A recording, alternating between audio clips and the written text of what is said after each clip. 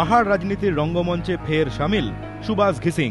এবার তিনি জিটিএ আইন চ্যালেঞ্জ করে আদালতের দ্বারস্থ। তার দাবি, জিটিএ চুক্তি এবং জিটিএ আইন দুটোই অসাংবিধানিক। সংবিধান সংশোধন না করে পার্বত্য পরিষদ আইনও বাতিল করা যায় না বলে ঘিসিং এর দাবি। বৃহস্পতিবার সকাল 10টা নাগাদ কলকাতা হাইকোর্টে আসেন জিএনএলএফ প্রধান। সঙ্গে ছিলেন আইনজীবী সঞ্জীব বক্সি। মামলা নথিভুক্ত করার জন্য প্রায় আধ ঘন্টা হাইকোর্টের ভেতরে ছিলেন ঘিসিং। তবে এদিন আদালত থেকে বেরোনোর পর মামলা নিয়ে তিনি মুখ খুলতে চাননি। ये मैटर जो आगे हम लोग का 8 तारीख जून का है, अब आगे नहीं बोलना है, फाइल हो चुका है, ये सब चीज मैटर हो चुका है। মামলার নথিতে ঘিসিং এর সওয়াল, 1988 সালে রাষ্ট্রপতির সম্মতিতে দার্জিলিং গোর্খা পার্বত্য পরিষদ আইন প্রণয়ন হয়। 1993 সালে 73 এবং 74তম সংবিধান সংশোধনের মাধ্যমে 243 নম্বর ধারাতে একটি বিশেষ অংশ যোগ করা হয়। এর মাধ্যমে পঞ্চায়েতি রাজ এবং পুরসভা ব্যবস্থাকে সাংবিধানিক স্বীকৃতি দেওয়া হয়।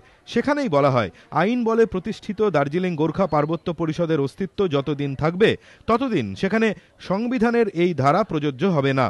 ফলে ঘিসিং এর দাবি, পার্বত্য পরিষদ আইন বিলুপ্ত হলে দেশের অন্য অংশের মতোই পাহাড়ে পঞ্চায়েতি রাজ এবং পুর ব্যবস্থা কায়েম হবে।